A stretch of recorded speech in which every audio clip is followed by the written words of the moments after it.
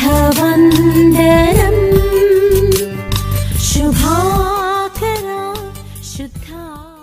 మరిన్ని వీడియోస్ కోసం మన ఛానల్ని సబ్స్క్రైబ్ చేయడం ద్వారా తెలియపరచండి. లైక్ చేసి షేర్ చేయండి. ఈ సువార్త పనిలో మీరును పాలిభాగస్తులు కండి. భూమి మీదకి రావడంతో కాదు, అంతకు ముందే ప్రారంభమైందని కొన్ని తలంపులు నేను వస్తూ ఉన్నప్పుడు ఆలోచన చేస్తూ వచ్చాం. మనం తల్లి గర్భంలో రూపొందించడానికి ముందే మన పోరాటం ప్రారంభమైంది. భార్య భర్తల కలయిక జరుగుతున్నప్పుడు ఒకవేళ 1 ml స్పర్మ్లో కొన్ని కోట్ల జీవకణాలు ప్రయాణం చేస్తాయి. ఒకదానికొకటి పోటీ పడుకుంటూ ఆ కోట్లల్లో లక్షలుగా మారిపోతాయి. కొన్ని ఆ తోకలు ఊరిపోయి అలాగ చనిపోయి ఎలాగైపోతాయి, లక్షలల్లా వేలల్లోకి వచ్చేస్తాయి. వేలల్లా వందలు, ఆ వందల నుంచి చివరికి ఎట్టకేలకు ఒకటి ఆ అండంలోనికి ఎగ్లోనికి ఎలాగైనా సరే బలంగా ఢీకొని అట్లా పొడుచుకునే సమయంలో కూడా చాలా జీవకణాలు అవి ఇరిగిపోయి పాడైపోయే పరిస్థితి ఉంటుంది. ఒక్కటి చివరికి లోపలికి వెళుతుంది. వెళ్ళిన తర్వాత అక్కడ పిండోత్పత్తి ప్రారంభం అవుతూ ఉంది. మరి చాలాసార్లు మనం చూసినప్పుడు ప్రెగ్నెంట్ అని తెలిసిన తర్వాత మళ్ళీ అబార్షన్స్ అయిపోయే పరిస్థితులు ఉన్నాయి. మరి అక్కడ వెళ్ళడం ఒక గొప్ప విషయం అనుకుంటే, అక్కడ దాదాపుగా 280 రోజులు తల్లి గర్భంలో మనిషి రూపించబడుతూ ఉంటుంది ఆ పిండం. దేవునికి స్తోత్రం కలుగును గాక. దేవుడు అప్పుడే మనకి సహాయకుడిగా ఉంటూ మరలా భూమి మీదకి రావడానికి ఆయన కృప చూపుతున్నాడు. ఆ భూమి మీదకి వచ్చే సమయంలో కొన్ని సమస్యలు జరగడం, లేకపోతే సమస్య అవడం, ప్రసవించలేకపోవడం, ఇలాగ చనిపోయి కొన్ని విగత జీవులుగా కొన్ని దేహాలు బయటకు రావడాన్ని కూడా మనం చూస్తున్నాం. ఇలాంటి పరిస్థితుల్లో దేవుడు మనకు తోడుగా ఉండి భూమి మీదకి వచ్చినది మొదలుకొని తల్లి గర్భం నుంచి మనం వేరు చేసి ఆ పేరు కత్తిరించి వేరు చేసి స్నానం చేసింది మొదలుకొని ఎన్నో కార్యక్రమాలు మానవ జీవితంలో జరుగుతూ ఉంటాయి. ఒక సమయం వచ్చరికి ఇంకా తల్లిపాలు సరిపోవని చెప్పేసి మరి భౌతికమైన ఘనాహారాన్ని ఇవ్వడానికి అది కూడా మనం ప్రార్థనాపూర్వకంగానే క్రైస్తవ కుటుంబాల్లో, క్రైస్తవ సంఘాల్లో చేస్తూ ఉంటాం. ఇంకా ఆ తర్వాత వాళ్ళకి యుక్త వయసు రావడం, ఆ తర్వాత వివాహ వయసు రాగానే యోగ్యులైన వ్యక్తులు ఎవరు, మన బిడ్డకి మన కుమార్తెకి తగినటువంటి వ్యక్తి ఎవరు అనేటువంటి ఆలోచన చేసి ప్రార్థన చేసి సంఘమంతా ప్రార్థన చేసి సేవకులు ప్రార్థన చేసి మనం వ్యక్తిగతంగా ప్రార్థన చేసుకుంటూ తగిన వ్యక్తులను ఏర్పాటు చేసి వారిని కూడా పరిశుద్ధమైన పద్ధతిలో, అంటే వాక్యానుసారంగాను చట్టబద్ధంగాను మరలా వారిని ఒక ఇంటి వారిగా చేయడం, తర్వాత వారికి పిల్లలు కలవడం, ఇలాగంతా కూడా ఒక వయసు వచ్చిన తర్వాత మరలా మన ఈ లోక యాత్రను ముగిస్తాం. ఒక అధ్యాయం ముగించబడుతుంది. కానీ మానవుని జీవితం అంతటితో అయిపోలేదని దైవ జ్ఞానం ఎరిగిన మన అందరికి కూడా విదితమైనటువంటి విషయమే. ఒక అధ్యాయం ముగుస్తూ ఉంది. ఈ శరీరంతో మన యాత్ర మాత్రమే ముగుస్తుంది, కానీ అంతటితో మన జీవితం ముగిసిపోవట్లేదనే సత్యం మనం అందరం ఎరిగినటువంటిది. దేవుని వాక్యం మనకు సుస్పష్టంగా తెలియజేస్తున్నటువంటి విషయం. అయితే ఈ మనుష్యుడు ఎక్కడి నుంచి భూమి మీదకి వచ్చిన తర్వాత ఈ భూమి మీద ఇదిగో ఇప్పుడు మనం చెప్పుకున్న ఈ పద్ధతులన్నిటినీ దాటుకుంటూ చివరికి చనిపోయే సమయానికి ఎలా ఉండాలనేది దేవుని ఉద్దేశం, దేవుని సంకల్పం అనేది కూడా వాక్యం మనకి సుస్పష్టంగా తెలియచేయబడుతూ ఉంది. చిన్న ప్రార్థన చేసుకుని మనం దేవుని మాటలు చదువుకుని ముందుకు వెళదాం. ప్రార్థన. మమ్మల్ని మిక్కిలిగా ప్రేమించిన మా ప్రియ పరలోకపు తండ్రి, మీ పరిశుద్ధ ప్రశస్త నామం కొరకు వేలాదిగా వందనాలు, స్తుతులు చెల్లిస్తూ ఉన్నాం. ఈ మధ్యాహ్న సమయంలో మా ప్రియులు, క్రీస్తునందు మా జత పని వారు, మీ సేవకుడు, వారి యొక్క తోబుట్టువులు, సోదరిమణులు, ఇతర కుటుంబ సభ్యులు, వారి కుటుంబంలో పెద్ద దిక్కుగా ఉన్నటువంటి తల్లిని వారు కోల్పోయి ఈ దినాన మేము కూడుకొని ఈ విధంగా వారిని జ్ఞాపకం చేసుకుంటూ అదే సమయంలో మిగిలిన మేమందరం కూడా తర్వాత మనం కూడా వరుసలో ఉన్నాం కదా, మరి మన విషయం ఏంటి అని సంఘాన్ని సేవకులుగా మేమును అందరము కుటుంబం అంతా కూడా ఒక పరిశీలన చేసుకోవడానికి, లేకపోతే దైవవాక్యం చేత సరి చేసుకోవడానికి మాకు ఇచ్చిన సమయం కొరకు వందనాలు చెల్లిస్తున్నాను. వేదికను అలంకరించి ఇదిగో ప్రభువా, ఈ సభను అలంకరించిన దైవ సేవకుల యాజక సమూహం, పరిశుద్ధుల ఈ సహవాసమును బట్టి నేను స్తుతిస్తున్నాను. సేవకులు, విశ్వాసులు అనేకులు కలిసి నీ మాటలను మేము ధ్యానం చేస్తుండగా ఆత్మ సహాయము, నడిపింపు అనుగ్రహించమని యేసు నామములో ప్రార్థించి వేడుకుంటున్నాము తండ్రి, ఆమేన్. ప్రియులారా, ఈ సమావేశాన్ని లోకంలో అయితేనేమో కర్మ, లేకపోతే దినము, రోజు అనే పదప్రయోగాన్ని చేస్తూ ఉంటాం. సహజంగా మరి రాజకీయ పరిభాషలోనైతే సంతాప సభ అంటారు. క్రైస్తవులంగా జ్ఞాపకార్థ కూడిక లేక ఆదరణ కూడిక అని అంటున్నాం. చాలా కాలం వరకు జ్ఞాపకార్థ కూడిక అనేవాళ్ళం. చాలా ఈ మధ్య ఆత్మీయమైన సంఘాలు ఫామ్ అయ్యి ఆ విధానంలో వెళ్తున్న తర్వాత ఆదరణ అంటున్నాం.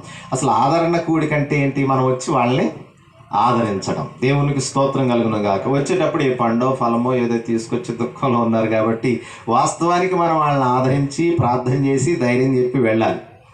కానీ మామూలుగానే జరుగుతుంది, పేర్లు మార్పే కానీ వాస్తవానికి ఏం జరుగుతాయి? బయట ఏం జరుగుతుందో అదే జరుగుతుంది అనమాట. అదే తానులో క్లాతే, కాకపోతే ఏం చేశామంటే మనం కాస్త బ్లూ పెట్టి ఇస్త్రీ చేసి వేసామన్నమాట. దీనికి వేరే అలాగే పెట్టాం, కానీ వాస్తవానికి అట్లాగే. లేకపోతే ఆదరణ కూడికంటే ఏం చేయాలి? మనం అందరం ప్రార్థన చేసి మనమే వాళ్ళకి ఏదో తెచ్చి, అమ్మ ధైర్యంగా ఉండండి, ఇదంతా కూడా మనకు తెలియదేముంది, మనం అందరం వెళ్ళవలసిన వారమే అని చెప్పి వారి కుటుంబ క్షేమం కొరకు, విడవబడిన వారి కొరకు ప్రార్థన చేయాలి. కానీ విషయం ఏంటంటే వాళ్ళే మన కొరకు ఏవేవో సిద్ధపరిచి ఖర్చు పెట్టుకుని ఇవన్నీ చేస్తూ ఉన్నారు. సరే, ఏది ఏమైనా ఒక విషయం అయితే ఒకటి, ఈ సందర్భాన్ని మనం ధ్యానం చేసుకుంటూ మనం కూడా వరుసలో ఉన్నామని అపోస్తలుడైన పౌలు అంటాడు. మరణం అనేది ఒక వరసట. ఈ వరుసలో ఉన్నాం. ఈ వరుస ఏంటంటేదంటే, ఇదివరకు రేషన్ షాప్ దగ్గర మనం నిలబడ్డప్పుడు పెద్ద ముసలాయన ఉంటాడు, ముసలమ్మ ఉంటుంది, యవనస్తుడు ఉంటాడు, చిన్నపిల్లడు ఉంటాడు. ఎవరు ఈ లైన్లో ఉన్నారో తెలియదు, కానీ మొత్తం మీద వాళ్ళ సమయం వచ్చినప్పుడు వాళ్ళు వెళ్ళిపోవాల్సిందే.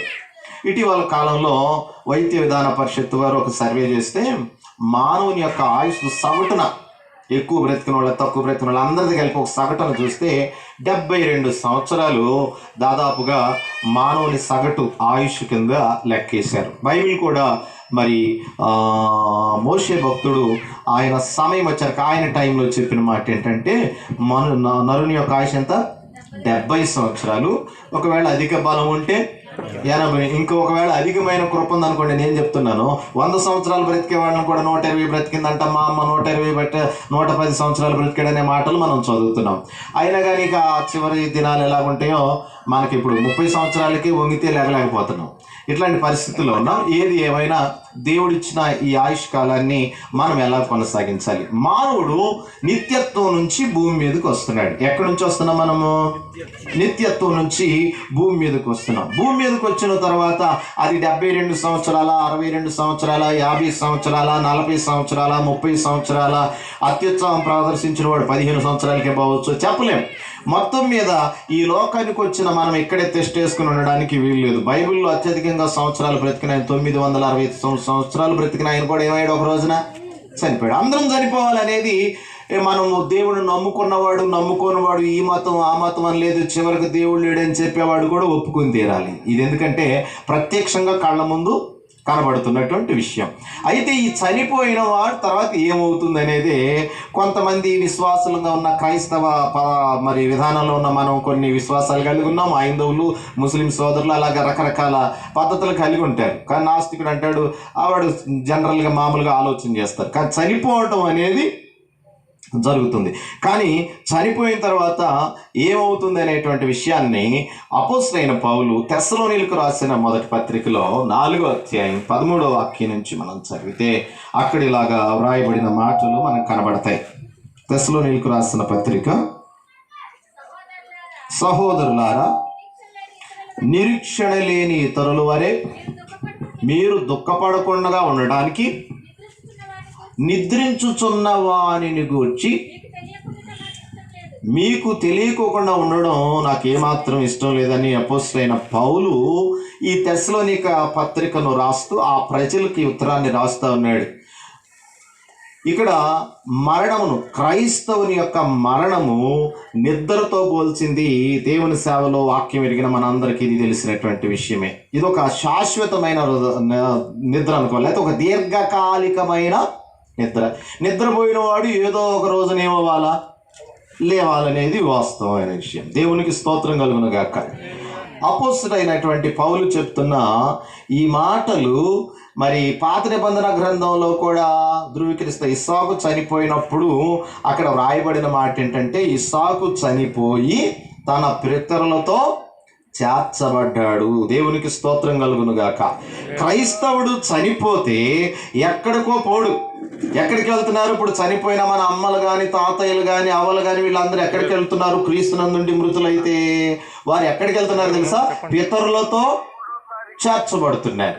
ఇవైనా మనం ఖచ్చితంగా బైబిల్ ధృవీకరిస్తూ ఉంది. ఆది కాండంలో చెప్పబడిన ఈ మాట మనం లూకా సువార్త 16వ అధ్యాయాన్ని కనుక పరిశీలన చేస్తే 19వ వచనంలో అక్కడ ధనవంతుడు లాజరును గురించినటువంటి ఆ సందర్భాన్ని ప్రభు మాట్లాడుతూ అక్కడ ఒక ప్రదేశాన్ని గురించి మాట్లాడుతున్నాడు. ఇందాక నేను చెప్పాను, నిత్యత్వం నుంచి భూమి మీద మనిషి భూమి మీదకి వచ్చిన తర్వాత తన జీవిత కాలాన్ని ఇక్కడ గడిపిన తర్వాత ఇదిగో నిద్రిస్తాడు, ఒక దినాన చనిపోతాడు. ఈ శరీరాన్ని విడిచిపెట్టడం మరణం అనగా ఎడబాటు. ఏమి ఎడబాటు అవుతుంది?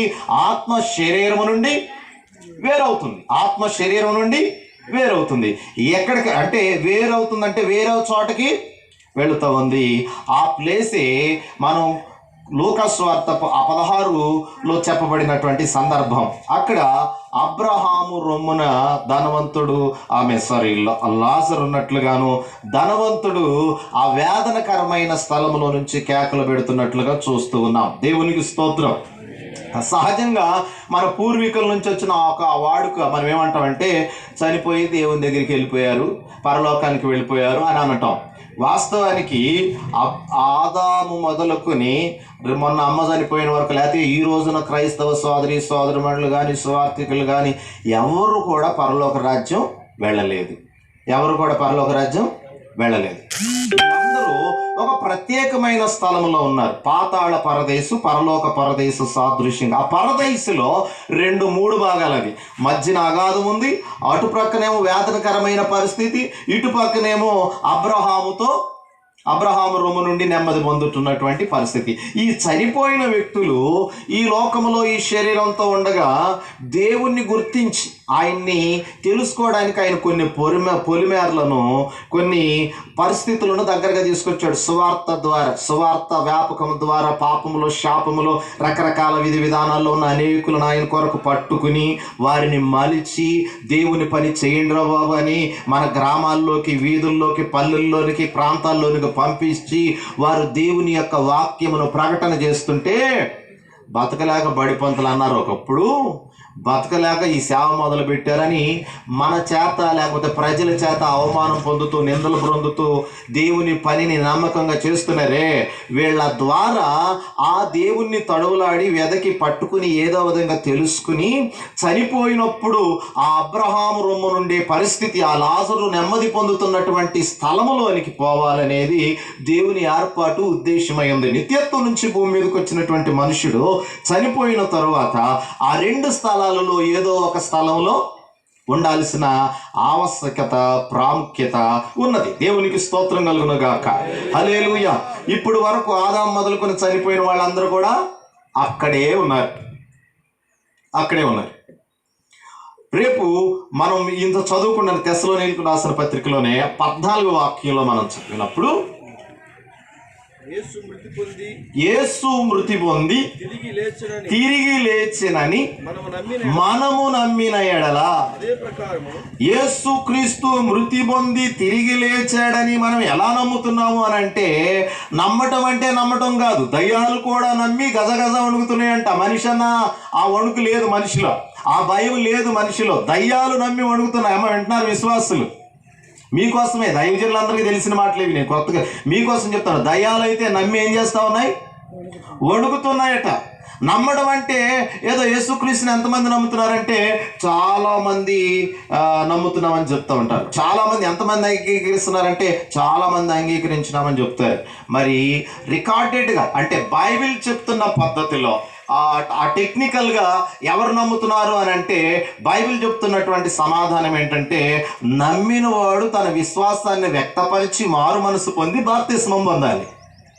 అది నమ్మడం అంటే. యేసుక్రీస్తు మృతి పొందినని మనం నమ్మిన ఎడలా అంటే, అది నువ్వు నమ్ముతున్నట్లుగా నీ నోటితో హృదయం ముందు విశ్వసించాలి, నోటితో ఒప్పుకోవాలి, మారు మనసు అనుభవం కలిగి బాప్తిస్మము పొందాలి. అదనమాట అక్కడ యేసు మనం నమ్మిన ఎడల అంటే రక్షించబడిన ఎడలా, బాప్తిస్మం పొందిన ఎడలా అదే ప్రకారము యేసునందు అదే ప్రకారంగా అంటే ఎవడైతే ప్రభుని శరీరంలో ఉండగానే మారు మనసు పొంది బాప్తిస్మం పొంది రక్షించబడి రక్షణ అనుభవంలో నమ్మకంగా సంఘానికి వస్తూ ప్రభు బలలో పాలు పంపులు పొందుతూ అపోస్తుల బోధలోను సహవాసంలోను ఈ రొట్టె విరుచుట వీటిలో సక్రమముగా నడుచుకుంటూ ఉంటాడో ఆ ప్రభునందు మృతి పొందడం అంటే అది. నీ విశ్వాస జీవితాన్ని క్రీస్తుతో కూడా కొనసాగిస్తూ చనిపోతే నిద్రించిన వారిని దేవుడు ఆయనతో కూడా వెంట పెట్టుకొని వచ్చును. Praise the lord. ఎక్కడికి వస్తాడు దేవుడు? ఎక్కడికి వస్తాడు అని అంటే ఈ వెయిటింగ్ ప్లేస్ లో ఉన్నటువంటి ప్రజలందరినీ తీసుకుని మధ్యాకాశంలోనికి ప్రభు అయిన యేసుక్రీస్తు రాబోతున్నాడు. ఆ రోజున ప్రధాన దూత శబ్దంతోనూ కడబోర శబ్దంతోనూ ఆయన ఒక పెద్ద శబ్దం చేయగానే ఎవరు వస్తారంట? ముందు ఎవరు ఎదుర్కొంటారు ప్రభువుని? క్రీస్తునందుండి అంటే ఈ లోకములో శరీరంతో ఉండగానే మారు మనసు పొంది బాప్తిస్మం పొంది రక్షణ అనుభవంలోనికి వచ్చి అపోస్తుల బోధ ప్రకారంగా సంఘ సహవాసాల్లో నమ్మకంగా విశ్వాస జీవితాన్ని కొనసాగించుకుంటూ చనిపోయినారో వారు మొదట. కాబట్టి ఇప్పుడు మొదట ప్రభువుని ఎదుర్కొనే భాగ్యం, ధన్యత ఎవరికి వచ్చింది? సజీవులమై నేటికున్న మనకంటే కూడా ఈ రోజు అని అనుకుందాం, ప్రభువు రాకడ ఈ రోజు అనుకుందాం. ఇప్పుడు ఎవరు ప్రభువుని ఎదుర్కొంటారు మొదట? కాబట్టి దీనికి మనం దుఃఖపడాల్సిన అవసరత లేదు, బాధపడవలసిన అవసరత లేదు. భౌతికంగా వాళ్ళతో మనం సహజీవనం చేశాం కాబట్టి, కలిసి ఉన్నాం కాబట్టి, తల్లి తమ్ముడు అనే బంధాలతో ఉన్నాం కాబట్టి సహజంగానే మనకు కొద్దిగా బాధ, వేదన, ఇబ్బంది, వాళ్ళు మనం చూసిన తీరు, వాళ్ళు కడుపు కట్టుకుని మనల్ని పెంచిన తీరు, ఇవన్నీ మనకు జ్ఞాపకం వచ్చినప్పుడు దుఃఖం వస్తాయి. అది ఒక పక్కన ఉంటుంది. దేవునికి స్తోత్రం కలుగునుగా. కానీ మనం ఒక విషయంలో సంతోషించాలి. నా తల్లి, నా సహోదరి, నా అత్తమ్మ, లేకపోతే నా నాయనమ్మ, నా అమ్మమ్మ మాకంటే కూడా మొదటగా ప్రభువుని చూసే భాగ్యం ప్రస్తుతానికి ఆమె కలిగి ఉన్నది. దేవునికి స్తోత్రం కలుగునుగా. హల్లెలూయా. ఆ వారు మొదట ఎదుర్కొంటారు. ఆ తర్వాత సజీవులమై నిలిచి ఉన్న మనం కూడా మధ్యాకాశంలోనికి పోవాలి. అక్కడ తీర్పు జరుగుద్ది. తీర్పు జరిగిన తర్వాత అదృశ్య లోకాలైన పరలోకము, నరకం అనే స్థలాల్లోనికి మనిషి వెళ్తాడు. కాబట్టి ఏదో వచ్చాం. ఒకడు అన్నాడు, ఒక కవి, ఒక స్త్రీ పురుషుడు సంసారం చేస్తే పుట్టాడు మనుషుడని. అంటే ఆయనకి తెలిసిన జ్ఞానం అది. పాపం ఆయనకి తెలిసిన జ్ఞానంలో ఆయన ఏదో రాశాడు. దేవునికి స్తోత్రం కలుగును గాక. కానీ పరిశుద్ధ గ్రంథమైన ఈ బైబిల్ చెప్తున్న మాట ఏమిటి అంటే, ప్రియులరా, దేవుని ఏర్పాటును బట్టి, దేవుని ఉద్దేశాన్ని బట్టి, దేవుని దయాపూర్వక సంకల్పాన్ని బట్టి మనం ఈ లోకంలోనికి రావడం జరిగింది. మానవుడు కారణ జన్ముడు. మనం ఒక కారణం చేత ఈ లోకానికి వచ్చాం. ఈ లోకమునికి వచ్చిన మనము ఏం చేయాలి అని అంటే, ఈ లోకములో మనం అందరినీ కూడా యథార్థవంతులుగాను, మంచివారిగా, పరిశుద్ధులుగా, నీతిమంతులుగా దేవుడు పుట్టించాడు. అయితే మనమే రకరకాలైన తంత్రాలు కల్పించుకుని లోకాశ, నేత్రాశ, శరీరాశ, జీవడము అనే ఈ లోకంలో ఉన్నాయి. కాబట్టి శరీరం కూడా గ్రీకు భాషలో సార్క్స్ అనే ఒక పదం ఉపయోగించబడింది. అంటే ఇది పాపాన్ని ఎక్కువగా ఆకర్షించుకుంటుంది. ఇనుము అయస్కాంతాన్ని ఆకర్షించుకున్నట్లుగా ఈ శరీరంతో ఉన్నాం కాబట్టి ఇది పాపాన్ని ఆకర్షించుకుంటుంది, పాపాన్ని చురుకుంటుంది, పాపానికి దగ్గరగా వెళుతుంది, పాపాన్ని ఆలోచిస్తుంది, పాపాన్ని చూస్తుంది, పాపాన్ని చేస్తుంది. పాపంలో నడవడానికి, పాపంలో పండుకోవడానికి, పాపంలో జీవించడానికి ఈ శరీరం ఇష్టపడుద్ది. అలా శరీరం మనం లాగుతూ ఉన్నప్పుడు, అప్పుడు మన పోరాటం ఇక్కడ జీవకణాలుగా ఉన్నప్పుడు పోరాటం ప్రారంభమైందో, ఇప్పుడు కూడా పోరాటం ఉంది. ఈ లోకంలోకి వచ్చిన దగ్గర అనేకమైన పోరాటాలు, ఆర్థికపరమైన పోరాటాలు, శరీరంతో పోరాటం. రక్షించబడ్డా కూడా పోరాటం అని చెప్తున్నాడు పేతురు భక్తుడు. ఏమని చెప్తున్నాడు? ఆత్మ శరీరము విరోధంగా పోరాడుతున్నాయి. ఈ పోరాటంలో మనము విశ్వాస జీవితంలో జయకేతనం ఎగురవేసి చనిపోయిన తర్వాత ప్రభువుతో ఉండే పరిస్థితుల్లోనికి మనందరం కూడా ప్రయత్నం చెయ్యాలి. దేవునికి స్తోత్రం కలుగును గాక. అందుకని మనం లోకంతో జోడిగా, అవిశ్వాసతో జోడిగా ఉండకూడదు, ప్రత్యేకంగానే ఉండాలి. ఎందుకనంటే మనం ప్రత్యేకించబడిన ప్రజలు. వాళ్ళు ఏదో అనుకుంటారండి, గ్రామస్తులు వాళ్ళు అనుకుంటారండి, అన్నదమ్ములు ఏదో అనుకుంటారండి, వీళ్ళు అవసరం లేదు. దేవునికి స్తోత్రం కలుగును గాక. హల్లెలూయా. మనం పుట్టిన తర్వాత చేసే కార్యక్రమాలు ఎంత ప్రాముఖ్యమైనవో చనిపోయిన తరువాత క్రీస్తునందుండి చనిపోయిన వారి విషయంలో మనం చేసే పనులు కూడా అంతే ప్రాముఖ్యమైనవి. ఒక మాట చెప్పాలంటే అంతకంటే ఎక్కువే ప్రాముఖ్యమైనవి. దేవునికి స్తోత్రం కలుగును గాక. అందుకని ఈ ప్రపంచంలో ఎక్కడ లేని విధంగా ఆ బరియల్ కార్యక్రమం ఎంతో భక్తి శ్రద్ధలతో ప్రార్థనాపూర్వకంగా మరి క్రమముగా ఆచారాలు లేకోకుండా దైవిక వాక్య ప్రకారంగా చేయడానికి క్రైస్తవుడు సేవకుడు ప్రయాసపడుతూ ఉంటాడు, ఇష్టపడుతూ ఉంటాడు. దేవునికి స్తోత్రం. హల్లెలూయా, హల్లెలూయా. కానీ కొన్నిసార్లు లోకం మనలో తొంగి చూస్తా ఉంది. ఏమనంటే సరిగా చేయలేకపోతే రేపు పొద్దున రే బాబు మరి మనం వద్దయ్యా దైవికంగా వెళ్దామంటే మన బంధువులు కుటుంబీకులు లోకంతో జోడుగా ఉన్న వాళ్ళు మన కుటుంబాల్లో మన బంధువుల్లో మన స్నేహితుల్లో ఉంటారు కదా. వాళ్ళు అంటారు రేపు పొద్దున అడుగుద్దు నాకేం చేసావు అని అడుగుతాడు. తాత అడుగుతాడు, నాయనమ్మ అడుగుద్ది, లేకపోతే ఏదో వస్తుంది అని చెప్తారు. వాక్యం ఏం చెప్తుంది? ప్రసంగి గ్రంథం 9వ అధ్యాయం 5వ వచనాన్ని మనం చదివితే 6వ వచనాన్ని కూడా చదివితే అక్కడ చాలా స్పష్టంగా మనకు తెలియజేస్తున్న మాటలు ఏంటంటే ప్రసంగి గ్రంథం 9వ అధ్యాయం 5వ వాక్యం 6వ వాక్యాన్ని చదువుదాం. బ్రతికియుండువారు తాము చచ్చేదమని బ్రతికున్న వాళ్ళందరికీ తెలిసిన ఒకే ఒక విషయం, పిచ్చోడికి కూడా తెలిసే విషయం, బ్రతికున్న వాళ్ళందరికీ తెలిసిన విషయం ఏంటంటే తాము చచ్చేదమని ఎరుగుదురు, అయితే చచ్చిన వారు ఏమీ చచ్చిపోయిన తర్వాత ఏమీ తెలియదు. అక్కడ కనపడింది యవనస్తులు చనిపోతే మరీ విడ్డూరం. ఆ యవనస్తులు కనుక ఏ ప్రమాదంలోనో చనిపోతే ఇంకా విడ్డూరం. ఆ యవనస్తుల్లో కనుక చనిపోయింది ఆడపిల్ల అయితే అసలు ఆ కుటుంబం బ్రతికే పనే లేదు.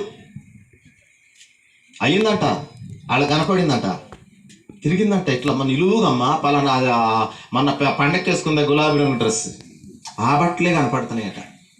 వాక్యం చెప్తుంది, ఏమని చెప్తుంది? చచ్చిన వాడు ఏమి ఎరుగుడాడు, రావడానికి లేదు. మీకు రుజువులు చూపిస్తే ఇక్కడ ఇప్పుడు వారి పేరు మరువబడి ఉన్నది. వాళ్ళకి పని అయిపోయింది, ఇక శరీరంతో పని అయిపోయింది. ఈ శరీరాన్ని మనం మనసు విడిచిపెట్టిన తర్వాత ఇది తీసుకెళ్ళి బొంద పెడతానికే కానీ ఎందుకు పనికిరాదు. ఇదేమంటాడంటే ఇందులో ఈ ఒక సైంటిఫిక్గా ఇందులో ఏమేమి పనికొస్తాయి అని చెప్పేసి ఎముకల్ని తర్వాత ఈ వెంట్రుకల్ని వీటినన్నింటిని కూడా ఎంతో ఖర్చు పెట్టి ఈ వెంట్రుకల నుంచి నూనె తీసి బోన్స్ నుంచి మరి కొన్ని పౌడర్స్ తీసి ఇవన్నీ చూస్తే ₹6.50 వచ్చాయట. ఎంత? ఏనుగు గురించి చెప్పుకుంటాం, ఏనుగంట సచ్చినా కానీ 1000 అని మన మనిషి చచ్చిపోతే సేవ ఎందుకు పనికిరాదు, శరీరం ఎందుకు పనికిరాదు. దేవునికి స్తోత్రం కలుగును గాక. హల్లెలూయా, హల్లెలూయా. అది అయిపోతుంది. ఆత్మ ఏమన్నట్టు మనం ప్రసంగి గ్రంథంలో చదువుతున్నాము, మన్నైనది వెనుకటి వలె, అంటే ఈ శరీరాన్ని మనం మట్టిగా కనుక్కేస్తాం. ఆత్మ ప్రైజ్ ది లార్డ్, హల్లెలూయా. దేవుని యొద్దకు అనే మాటలు ఇక్కడ మనం అర్థం చేసుకోవాలి. దేవుని యొద్దకు వెళ్ళడానికి మధ్యన ఒక పెండ్లి కుమార్తెను ఎక్కడికి తీసుకొస్తారా, ఎక్కడికి వెళ్తున్నాయి అంటే అత్తగారింటికి వెళ్తుంది అన్నారు. డైరెక్ట్ గా అత్తగారింటికి వెళ్తుందా? ఎక్కడికి వెళ్తుంది? దేవుని యొద్దకు. పెండ్లి కుమార్తె ఎవరికంటే అమ్మ వెళ్ళిపోతుంది వాళ్ళ అత్తగారింటికి అంటారు, కానీ ఎక్కడికి వెళ్తుంది? వెళ్ళగానే వీడిదింటికి వెళ్తుంది అన్నమాట. ఇప్పుడు ఈ వెయిటింగ్ ప్లేస్ కూడా వీడిదింటి లాంటిదే, వచ్చేది అక్కడికేలే, అబ్బాయి ఇంటికే వచ్చేది, కానీ ఒక ప్లేస్ ఉంది. ఈ ఆత్మ ఎక్కడికి వెళ్తుంది తెలుసా? ఆ వెయిటింగ్ ప్లేస్ లో ఉంటుంది. అక్కడ 2 ప్లేసులు ఉన్నాయి, మధ్యలో అగాధం ఉంది, 3 భాగాలు కలిగిన దానిలో ఎక్కడో ఒక చోట వాళ్ళ క్రియలను బట్టి నెమ్మది పొందే స్థలమో వేదన పడే స్థలమో ఉంటారు. దేవునికి స్తోత్రం. కాబట్టి భూమి మీదకి రావడానికి అవకాశం లేదు. ఇంకో రుజువు కూడా చూపిద్దాం. ముందు ఇక్కడ చదవండి. 9:5 మనం చదువుతున్నాము ప్రసంగి గ్రంథం. వారిక 6వ వచనంలోకి వచ్చాం. వారిక ఇంకా ప్రేమించడానికి లేదు, పగ పెట్టుకోవడం అనేది కనుక అది సాధ్యం అయితే అసలు ఎవడన్నా చంపుతాడా? మనం సినిమాల్లో నాటికల్లో చూసే వాస్తవాలు అయితే ఈ హత్యలు చేసేవాళ్ళు, ఈ కిరాయి హత్యలు చేసేవాళ్ళు చేస్తారంటారా? బతికుంటే తెలుసుకోలేడు. మనం కనుక ఇప్పుడు ఈ మూవీస్లో వీటిల్లో ప్రకారం చూస్తే చచ్చిపోయినాక అందరికీ తెలుసు, అంతా తెలుసు అనుకోండి. ఏమీ తెలియదని వాక్యం చెప్తుంది. మనం ఏం చూపిస్తున్నారు మనోళ్ళు? అంతా తెలుసు. బతికున్న కాడికి ఏం తెలియదు, చనిపోయినాక మాత్రం ఎవడ ప్లాన్ చేసాడో ఎవడేం చేశాడో ఆత్మ తెలుసుకుని వాళ్ళ మీద ఏం చేస్తారు, రివెంజ్ తీసుకునేట్టుగా మనం చూస్తుంటాం. అవన్నీ చూసి వాస్తవం అనుకుంటాం. వాక్యం ప్రక్కకి వెళ్ళిపోతుంది, మనలో నుంచి వాక్యం ప్రక్కకి వెళ్ళిపోతుంది. కల్పితమైన వాటిని అన్నిటిని కూడా తీసుకొచ్చి అడుక్కోవడానికి వచ్చినోడు ఎవడో ఏదో కనపడుతుందని ముడు పిలిస్తే నువ్వు రాగానే నువ్వు 5 రూపాయలు సోళ్ళ బియ్యం ఇస్తే వెళ్ళిపోతాడు. అనవసరంగా ఆడు ఏదో ఉన్నట్టు అక్కడ క్రియేట్ చేసి ఆడు ఏదో ఉందని చెప్తే వాడి మాటిని ఇల్లు బగలు కొట్టేవాడు, గోడ బగలు కొట్టేవాడు. వాడికి అంత తెలిస్తే నీ ఇంటికి వచ్చి ఎందుకు ఎడుతాడు? అట్లా వాడు ఏదో సరి చేసుకునేవాడు. ఆ సంగతి మనకు రాదు. ఆ సందర్భంలో వాడి అన్నయ్యో కొన్ని సింక్ అవుతాయి అన్నమాట. సహజంగా అందరూ కొనే పరిస్థితులు. ఎందుకనంటే నా దగ్గర ఉన్న విశ్వాసులందరూ ఒకప్పుడు అలాంటి వృత్తి చేసినటువంటి వాళ్ళే. దేవునికి స్తోత్రం. హల్లెలూయా, హల్లెలూయా. వాళ్ళకి ఏమి తెలుసుకోలేరు, వాళ్ళు ప్రేమించలేరు, పగబెట్టుకోను, అసూయ కూడా. ఈ శరీరంతో ఉంటే అసూయ, ఈ శరీరంతో ఉంటే ప్రేమ, ఈ శరీరంతో ఉంటే పగ. చచ్చిపోతే అంతే, అయిపోయింది. స్తోత్రం చెప్పండి. హల్లెలూయా. ఇక వాళ్ళకి పగ లేదు, ప్రతీకారం లేదు, ప్రేమ లేదు, అసూయ కూడా లేదు. వాళ్ళకి అసలు ఏమీ తెలియదు. కానీ అలా చేయకపోతే అంటాను, వీడు తీసుకెళ్ళి ఆ సమాధి మీద పెట్టొస్తాడు, ఈ భోజనం తీసుకెళ్ళి పెట్టొస్తాడు, చుట్టలు అలవాటు అయితే అది పెడతాడు, ఇంకోటి ఏదో అయితే అది పెట్టొస్తాడు. ఇవన్నీ కూడా పిచ్చి పనులు. కాబట్టి చనిపోయారు క్రీస్తునందుండి అని అంటే వాళ్ళు ఖచ్చితంగా ఆ 2 ప్లేసులు లేదా ఒకటి క్రీస్తునందు ఉన్నారంటే నెమ్మది పొందుతూ ఉన్నారనుకోవచ్చు. మరొక రీతిగా ఉంటే వారు ఆ వేతనకరమైన పరిస్థితిలో ఉన్నారని మనం అనుకోవచ్చు. చూడండి, భూమి మీదకి చనిపోయిన తర్వాత వచ్చే అవకాశం ఉంది. ఇంకా వెళ్ళలేదంటే వెళ్ళకోకుండా కింద తిరుగుతున్నట్టు అట్లాంటిది లేదండి. అది నువ్వు క్రియేట్ చేస్తున్నావు. దేవునికి స్తోత్రం కలుగును గాక. హల్లెలూయా. ఇప్పుడు బెలూన్ తీసుకుందాం, దాని నుండి బాగా మనం గాలుద్దాం, పిలిచి పెడితే అది ఇక్కడ ఎయిర్ ఎట్లా వెళ్తుంది? పైకి అలా వెళ్ళిపోద్ది వెంటనే. అంతేగాని కిందకి వెళ్తుందా? కింద పక్కింటికో ఇటు అంటే చూసారా? అలా ఉండడానికి లేదు. ఆత్మ కూడా ఉండడానికి వీలు లేదు. ఎప్పుడైతే శరీరాన్ని విడిచిపెడుతుందో వెంటనే ఆత్మ ఉండాల్సిన స్థలానికి వెళ్ళిపోతుంది. ఇది దైవ నియమం. స్తోత్రం చెప్పండి. హల్లెలూయా, హల్లెలూయా. లూకా సువార్త 16వ అధ్యాయము 27వ వచనం చదవండి ఒకసారి. 27నా?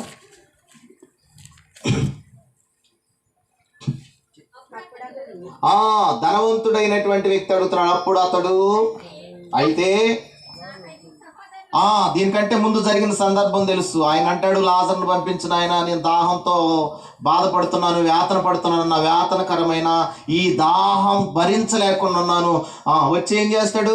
తన చిటికిన వేలు కొన, ఆ కొనలో ఉన్న నీళ్లతో అసలు అది ఏమవుద్దో అర్థం కాదు.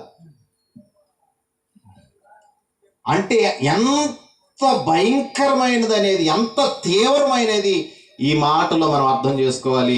ఈ లోకంలో ఉండగా నిన్ను నువ్వు సరి చేసుకోకుండా, నిన్ను నువ్వు కట్టుకోకుండా, నీ బ్రతుకు మార్చుకోకుండా, నీ జీవితం దిద్దుకోకుండా, పాస్టర్ గారి మీద సెటైర్ చేసుకుంటూ, రక్షణ పొందిన వాళ్ళ మీద సెటైర్ చేసుకుంటూ, బైబిల్ పట్టుకుని ప్రార్థనకి వెళ్ళే వాళ్ళని చూసి ఇట్లాంటి వాళ్ళని బట్టి దేవుని అవమానపరుస్తుందని శ్రీరంగ నీతులు చెప్పుకుంటా, నేను గనక మారితే ఎట్టుంటా అని చెప్పుకుంటా, నీ జీవితం అలాగే ఉండి చివరికి అట్లాగే చచ్చిపోతే ప్రయోజనం ఏమీ లేదు. ఎట్టుంటానన్నదాన్ని ఎట్టుంటానన్నవాడివి నువ్వు మారి చూపించు. అంతేగాని వాళ్ళు అలా ఉన్నారు, వీళ్ళు ఇలా ఉన్నారు అనుకుంటే చెప్పుకుంటే ఏం ప్రయోజనం లేదు. ఈ వ్యక్తి కూడా అలాగే ఉన్నాడు. ఇతడు దైవ మూలాలు తెలిసినటువంటి వాడే, దేవుని గురించి ఎరిగిన వాడే, కానీ ఎంత నీతులు చెప్పుకుంటా ఉన్నాడు, కానీ నిజమైన మారు మనసు సర్వరక్షణ అనుభవంలోకి రాలేదు. ఎట తెలుసా ఆయన దేవుని నమ్ముకున్నాడు అంటే, అబ్రహాంను గుర్తుపెట్టి అబ్రహాంని ఏమంటున్నాడు? తండ్రివైనా. వీడు మన బ్యాచే, వేరేవాడు కాదు. గోగినేని బాహు అట్లాంటి వాళ్ళ బ్యాచ్ కాదు, కరుణాకర్ సుఖ్న లాంటి బ్యాచ్ కాదు వీడు. ఎవడు చెప్పండి? మనోడే. కానీ ఎట్లా ఉన్నాడు? తన రక్షణను నిర్లక్ష్యం చేస్తూ జీవించినటువంటి వ్యక్తి. మారు మనసు అనుభవం లేకోకుండా లోకాన్ని జుర్రుకుంటూ, లోకంలో సంతోషపడుతూ, లోకంలో ఆనందిస్తూ, ఈ భౌతికమైన వైభవాలు, భౌతికమైన సంతోషాలు, ఆనందాలనే హేతువుగా చేసుకుని బ్రతుకుతున్నటువంటి వాడు, దైవిక చింతన లేకుండా, దేవుని కొరకు ప్రయాస పడకుండా, దేవుని కొరకు ఇబ్బందులు పడడానికి, శ్రమలు అనుభవించడానికి ఇష్టం లేకుండా బ్రతికినటువంటి వాడు, ఇంత వేదన, ఇంత బాధ ఉంటుందని నాకు తెలియదయ్యా. అయ్యా ఒక్కసారి పర్మిషన్ ఇవ్వమంటున్నాడు. అందుకు అతడు ఏమంటాడు? అప్పుడు అతడు, తండ్రి అలాగైతే నాకు 5 సహోదరులు. అయ్యా ఎంత భయంకరంగా ఇక్కడ ఈ పరిస్థితి ఉంటుందంటే, నాకు 5 సహోదరులు ఉన్నారు, నేను ఎట్లాగో నాశనం అయిపోయా, నేను ఎలాగో పాడైపోయా, ఎలాగో నా ఆత్మను నాశనం చేసుకున్నా, కనీసం నా 5 సహోదరులైనా నేను రక్షించుకుంటాను, నేను కాపాడుకుంటాను, వారికి నిత్య జీవాన్ని గురించి, ఇదిగో అబ్రహాము రొమ్మున ఉండేటువంటి భాగ్యాన్ని గురించి నేను వెళ్ళి వాళ్ళకి సాక్ష్యం ఇచ్చారనుకోండి, నేను వెళ్ళి వాళ్ళకి చెప్పారనుకోండి, వాళ్ళు మారే అవకాశం ఉంది ప్రభువా అన్నట్లుగా చెప్తున్నాడు. మనం చాలాసార్లు దేవునికి సలహాలు చెప్పడానికి ప్రయత్నం చేస్తాం. అబ్రహాముకు సలహా చెప్తున్నాడు. ఏమని చెప్తున్నాడు? వేదనకరమైన స్థలముకు రాకుండా, ఇక్కడ వేదనకరమైన ఒక స్థలం ఒకటి ఉంది, నాలాగా మీరు బ్రతికితే అక్కడికి రాలేరు. మన ఇంటి ముందుండి మనం పారేసిన అన్నం తినడానికి, ఆ రొట్టె ముక్కలు తినడానికి ఇష్టపడి కూడా ఆత్మీయంగా దేవుని కొరకు యథార్థంగా, నమ్మకంగా, నీతిగా, పరిశుద్ధతగా తన ఆత్మను కాపాడుకుంటూ, లోకములోకి పోకుండా, పాప శాపగ్రస్తమైన స్థితిలోనికి వెళ్ళకోకుండా పరిశుద్ధంగా బ్రతకడానికి ఇష్టపడిన ఆ దరిద్రుడిగా ఉన్నటువంటి లాజరు లాగా బ్రతికితే తప్ప ఆ స్థలానికి మనం రాలేమునని నా సహోదరులకి నేను చెప్పుకుంటాను అని చెప్పేసి వారికి సాక్ష్యం ఇవ్వడానికి నా తండ్రి ఇంటికి నన్ను పంపాలని వేడుకుంటానంటే అబ్రహాం మాట్లాడుతున్నాడు. అబ్రహాము దేవుని స్థానంలో మాట్లాడుతున్నాడు. ఏమని మాట్లాడుతున్నాడు? అక్కడ మోషేయు ప్రవక్తలను, దానికి ఒక కొటేషన్ చెప్పాడు వాడు. అక్కడ మోషే ప్రవక్తలు ఉన్నారయ్యా, ఆ పని వాళ్ళది, నీది కాదు. ఆ పని ఎవరిది? ప్రజల చేత అవమానం పొందుకుంటూ, తిట్టించుకుంటూ, సులకనగా ఎంచబడినప్పటికీ కూడా మా శ్రేష్టమైన దూతలకు లేనిటి గొప్ప సేవక బాధ్యతని ఎవరికైతే అప్పగించాడో ఆ సేవకులు ఉన్నారు, వాళ్ళ స్వార్థను ప్రకటిస్తారు. వాళ్ళకి ఆ పని అప్పగించాను, ఆ పని వాళ్ళు చేస్తున్నారు. ఆ స్వార్థ ద్వారా మార్పు చెందితేనే వాళ్ళు ఈ స్థలానికి వస్తారని చెప్తే, అలాగాదయ్యా అబ్రహామా, ఇదిగో ఆ పాస్టర్గారులు చెప్తే నేను వినలేదు కదా, ఆ పాస్టర్గారులు చెప్పినప్పుడు నేను నమ్మలేదు కదా, అదే ఒకడు సచ్చినోడు బ్రతికొచ్చి చెప్పాడంటే ఖచ్చితంగా మారు మనసు పొందే అవకాశం. చాలాసార్లు మా పాస్టర్లు కూడా ఆ పాప బందిపోడు దొంగ, మంచి సాక్ష్యం, ఆయన ఇన్ని రేపులు చేశాడు, మంచి సాక్ష్యం, ఎంతమందిని నరికాడు, మంచి సాక్ష్యం అని ఎవడెవడా నేను ఎట్టు నరికా అటు నరికాని అంటే వాళ్ళ తెచ్చి చెప్పిస్తూ ఉంటారు. ఇక్కడ స్తోత్రం చెప్పండి. హల్లెలూయా. అది గొప్ప సాక్ష్యం అంటారు. మళ్ళీ గొప్పేలే, అలాంటి వ్యక్తి మారడం అనేది గొప్పే. కానీ గొప్ప సాక్ష్యం అంటే మనము ప్రభువు కొరకు ఎంత మంచిగా, ఎంత యథార్థంగా బ్రతికామో, ఎంత నీతిగా ఉంటున్నాం అనేది గొప్ప విషయం. దేవునికి స్తోత్రం. హల్లెలూయా. అంటే అలాంటి వ్యక్తులు మారారని చెప్తే వీళ్ళు కూడా మారతారని ఒక చిన్న ఆశ మాకు. అలాగైనా సాక్ష్యం వింటే మారతారని వీడు కూడా అలాగే అన్నాడు. స్తోత్రం చెప్పండి. అని మనం ఏం చేస్తాం? కొన్నిసార్లు అప్పులు చేసి, కొన్నిసార్లు లేకపోయినా సరే వాళ్ళు అంత పెట్టారు, దానికి ధీటుగా మనం కూడా సబ్ పెట్టాలి. మా ఆగిరిపల్లి ఎట్లా జరుగుతున్నాయి, వాళ్ళు ధీటుగా పెట్టారంటే వీళ్ళు ధీటుగా పెట్టాలా. తెల్లారి నుంచి అక్కడ ఆడికి వచ్చినోడుగా రబ్బర్ చెప్పులు, పేనా గారి చెప్పులు 6 నెలకే అరిగిపోతున్నాయి అంట తిరిగే వాళ్ళకి. స్తోత్రం చెప్పండి. హల్లెలూయా. అయ్యగారుల ఇంటికి తిరిగి అప్పుల కోసం వసూలు చేయడానికి అట్లా చేయవసరంలా. మనం కూడా ఎవరెవరినో అట్లాంటి వాళ్ళు తీసుకురావాలి. దేవుడు ఆ ప్రాంతం కోసం నేను ఏర్పాటు చేసుకున్నాడు, ఆ ప్రాంతం కోసం మిమ్మల్ని ఏర్పాటు చేసుకున్నాడు. ఇక్కడ ఇంతమంది ఉంటే బాగుంటుంది, పలానా బ్రదర్ ఉంటే, సత్యబాబు గారు ఉంటే మంచిది, యెహోషువ గారు ఉంటే ఉంటుంది, ఇంత పాట పాడిన బ్రదర్ ఉన్నారు, ఇంకా సేవకులు ఎవరైతే ఉన్నారో ఇక్కడ ఉండటం అనేది ఆయన సంకల్పం. మీ ద్వారా రక్షణ పొందలేని వాడు, మీ ద్వారా మార్పు చెందలేని వాడు ఎవడో వచ్చి చెప్తే మారేటువంటి పరిస్థితి లేదు అని నేను ఈ వాక్యం ద్వారా అనుకుంటున్నా. దేవునికి స్తోత్రం కలుగును గాక. ఆయన అంటున్నాడు కదా, నువ్వు వెళ్ళి చదవాలి. 28 మనం చదువుతున్నాం. 28 అందుకు అబ్రహాము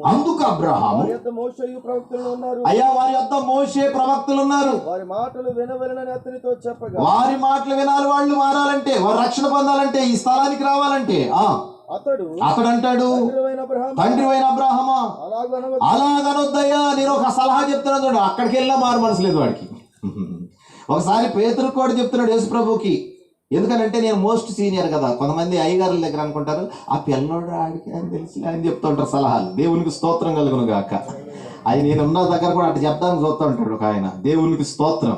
హల్లెలూయా. వినేది లేదు, వెంటనే నోరు బాగా మూసేటట్టుగా చేసాడు. పరలోకంలో ఉన్న తండ్రి కల్పించుకున్నాడు, ఈయన నా ప్రియకుమారుడు, ఈయన ఎందు నేను నువ్వు చెప్పుకుంటే మోషేకి ఒకటి, ఏలియాకి ఒకటి, నీకోటి 3 పరమశాలలు కడతా, నీకు ఎక్కడే టెస్ట్ చేసుకుంటే కింద సందా బాక్స్ పెడతానిక అని చెప్తే పరలోకంలో తండ్రి కలిగి చేసుకుని ఈయన నా ప్రియకుమారుడు, ఈయన ఎందు నేను ఆ మాటకే బోర్ల పడ్డారంట. మాటకి ఎంత ఉరుము వలె వచ్చిన ఆ శబ్దానికి బోర్ల పడి ప్రభు వచ్చాడు ముడితే కానీ ఎవడు లెగల, స్పృహదప్పి పడిపోయారు. దేవునికి స్తోత్రం.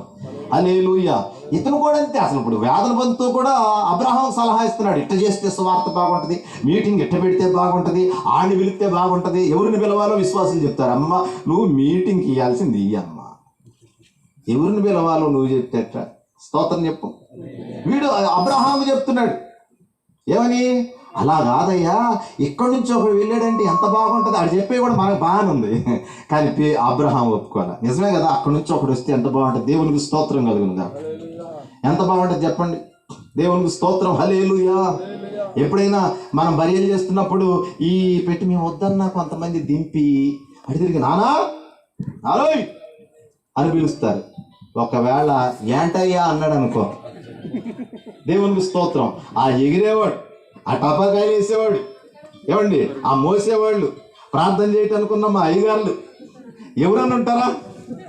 దేవునికి స్తోత్రం కలుగును గాక. మరి ఎందుకు వచ్చింది నాన్న? అవన్నీ ఉట్టిది ఆ పుట్టిది పురాణాల్లో ఉన్నాయని నమ్మడం, ఆ పనులు చేయడం, అది తీసుకొచ్చి క్రైస్తవ్యంలో పెట్టడం. దేవునికి స్తోత్రం. హల్లెలూయా. హల్లెలూయా. అంటాడు, నీకు తెలియదయా, మృతుల్లో నుండి ఒక్కడు వారి వద్దకు వెళితే వారు మారు మనసు పొందుతారయ్యా. నేనేం చెప్తే నమ్మరా నా సహోదరులు నమ్ముతారంటే, అందుకు అబ్రహాం చెప్పిన మాట, మోషేయు ప్రవక్తలు చెప్పిన మాటలు, ఆ గ్రామంలో నేను పలానా సేవకులు నేను ఏర్పాటు చేసుకున్నాను, వారి మాటలు, వారు చెప్పిన మాటలు నమ్మని వాడు, వారు వినని ఎడల మృతుల్లో నుండి ఒకడు లేచాడని చెప్పినా గాని వారు నమ్మరని అతనితో చెప్పాను. దేవునికి స్తోత్రం కలుగును. ఇప్పుడు చెప్పండి, చచ్చిపోయిన వాళ్ళు ఎవరైనా రావటానికి ఉంటుందా? షాట్ ఇచ్చాడంట, సీపులు ఇచ్చాడు, అది వీళ్ళందరూ ఎక్కడ చూసావు నువ్వు? స్తోత్రం చెప్పండి. మరి ఎవరయ్యా?